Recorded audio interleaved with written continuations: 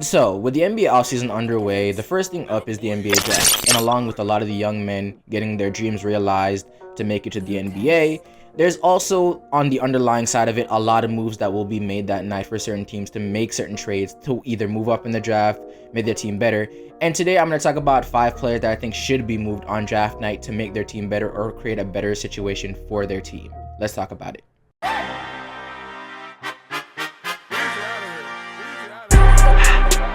So I know he's been showing up in everybody's single trade talks and trade scenarios for the past 2 years, but Damian Lillard, it is time for him to move on from the Portland Trail Blazers.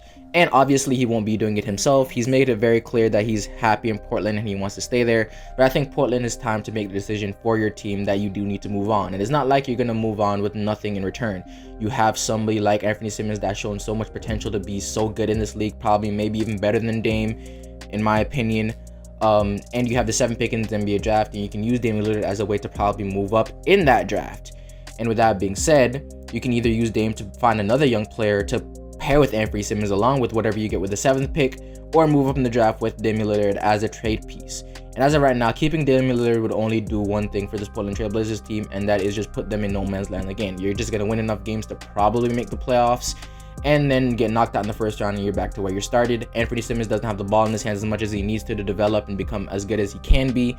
Or even worse, you keep Dame, you don't make the NBA playoffs, and you still only get a 15th pick in the NBA draft, and then you're stuck in where you are right now all over again. So I think it's definitely time for Damian Lillard to finally move on from this Portland Trail Blazers team, hand the keys over to Anthony Simmons and whoever you get with the 7th pick or even a higher draft pick, and just move on from this team completely. And it's not like the Portland Trail Blazers doesn't have a lot of options. There's plenty of teams in the NBA right now that would trade for Dame in the drop of a hat and move a lot of assets to gain somebody that's a perennial all-NBA player every single year and is one of the best offensive guards in the game right now.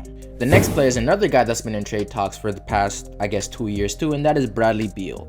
As of right now, the Washington Wizards are probably in a worse place than the Portland Trail Blazers in the fact that they have the team that's good enough to probably make a play-in game or make the NBA playoffs a little bit, and they didn't get a high enough draft pick to even further their future at all. But they don't have the pieces to put a player next to Bradley Beal for them to even consider contending at all.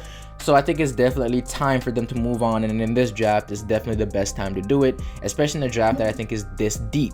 You need to move guys like Bradley Beal, like a Kentavious Caldwell-Pope, and hell, probably even a Kyle Kuzma, since with his age, he wouldn't really fit in with any of the younger core that you would try to build after moving on for some of these guys. You have the assets to not only have multiple draft picks this year, but gain a lot of young players to really improve this team and make this team a lot better. Another team that you can probably look that would definitely drop of a hat, give you somebody that's young, developing to be great in the NBA, is the Miami Heat, who've been tied to Bradley Beal for ever since the trade talks even started. And Tyler Hero would be a great fit on the Washington Wizards team, especially with the ball in his hands, able to develop and become, in my eyes, what is a perennial all-star in this team, which is exactly, again, what Bradley Beal is.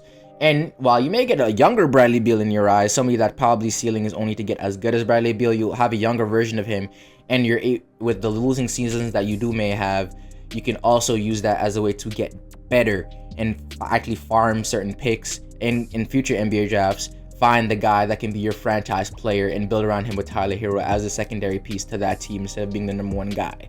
That Bradley Beal needs to go, and I think the Washington Wizards need to very much take a look at themselves and move on from him. The next guy that I think definitely should be and will be moved is Rudy Gobert. Right now, the Utah Jazz is in no man's land. They start off the season great, but with all the internal problems that's been going on, especially for the past 2 years with him and Donovan Mitchell, it definitely looks like Rudy Gobert is the guy that's going to need to go instead of Donovan Mitchell, because Donovan Mitchell he's a better player than Rudy Gobert in my eyes, and I think he's definitely a franchise piece for that team. And unless the Jazz get a monstrous offer, it's not going to be Donovan Mitchell that gets moved. And Rudy Gobert needs to go because one of these guys do need to be moved for this team to have some type of chemistry and look as good as they do. And Rudy Gobert will pull a pretty good pieces to this team. Right now, the Dallas Mavericks are one team that has been in trade talks. They just got Christian Wood, who I think if they do get Rudy Gobert, having a Twin Towers duo of Christian Wood and Rudy Gobert, having somebody that can shoot and still give space to Luke and guys like that for Rudy Gobert to work in the paint and those lob options would be an incredible team to watch, and I think would be an instant contender the moment they do get him. And on the Utah Jazz side of things, you can definitely ask for guys like Dorian Finney-Smith, maybe Jalen Brunson. You get a perimeter defender that can take off some of the weight of losing Rudy Gobert on this team and help Donovan Mitchell, since, to be honest, this Utah Jazz team's perimeter defenders are non-existent. Mike Conley is not the player he used to be. You already traded Joe Ingles after he was falling off a cliff. This team just needs some perimeter help, and you also have the money to work in free agency and still have the pieces to probably trade for a guy like a Miles Turner or sign a guy like Mo Bamba, somebody that may not be as good as Rudy Gobert as a paint protector and a rebounder, but he can definitely take off at least a little bit of the pressures that comes from losing a Rudy Gobert. You have the pieces, you have the money to make this team better, and you also have the pieces to really fix the chemistry issues here. And I think letting go of Rudy Gobert is the best option for this team. The next guy that I think definitely does need to be moved is Julius Randle. Off the New York Knicks right now, they're stuck in no man's land. Even after making the playoffs, I think a year or 2 years ago, people saw through that 4th seed. Julius Randle may have had a breakout year on that team, but he was the only real reliable offensive options. RJ Barrett's offensive game was still developing a little bit, and you weren't getting the production you needed. And you're not going to get that production if you don't put the ball in RJ Barrett's hands and let him develop as a player.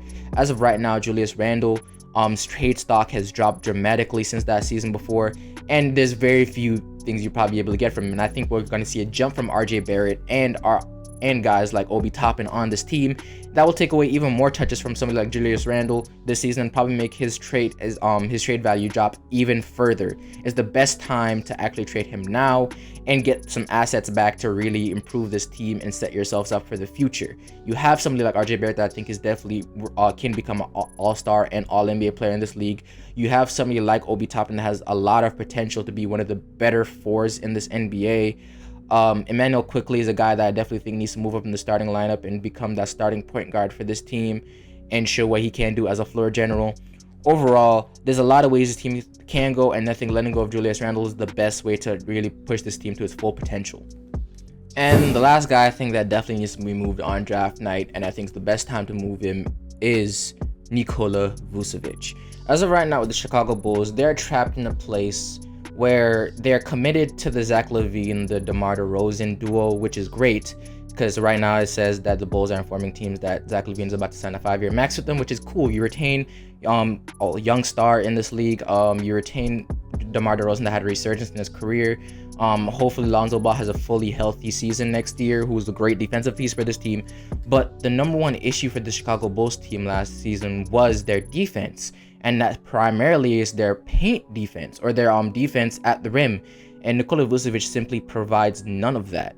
And to make it even worse, if he was providing something offensively, you would be able to look past it. But his offensive game has taken such a dip, and it's understandable if you're playing with two ball dominant guards like a DeMar DeRozan and Zach LaVine, that his numbers won't be the same. But it's not even that. You'd think that with even less touches, he'd still be getting better looks with the offensive attention that Zach LaVine and DeMar DeRozan get, so his efficiency would go up. But the thing that made him so valuable in that he can stretch the floor for this team has completely left him. And as of right now, you don't need that type of offensive production from a guy like that. The Bulls sometimes have to force feed him buckets sometimes. Take away touches that probably led to scores for guys like DeMar and Zach LaVine to try to get Vucevic going. And that's simply just not going to cut it for this team. As of right now, I think it's the best time to move him. And as of right now, I think they can definitely look at guys like a Clint Capella or somebody of that nature that will be far better suited for this team than anybody else right now. He gives you the paint protection, the rebounding that you need, and he doesn't require having the offensive touches all the damn time. And he's a great lob option for somebody like DeMar or Lonzo Ball in a pick and roll. Right now, you don't need another offensive option. You don't need somebody that you think can stretch the floor but miss that many threes this season. You getting back Patrick Williams hopefully for a full season, and hopefully he develops not only as a defender, since he was very good as a perimeter defender in the little time he did play, but he can also really develop as a perimeter shooter for this team. So you still have some of that semblance of perimeter shooting around guys like DeMar DeRozan and Zach LaVine, so they can still have easier ways to get to the paint. But as of right now, Nikola Vucevic provides a lot of bad than good for the Chicago Bulls team, and I think it's definitely time for them to move on from him. And getting somebody like a Clint Capella would definitely push this team up there. I think a top 3 team in the Eastern Conference right now, since he does fill out a lot of the problems that they do have. But let me know you guys think in the comments down below. Do you think that these are guys that definitely need to be traded? Is there anybody else you think that definitely does need to be traded this offseason?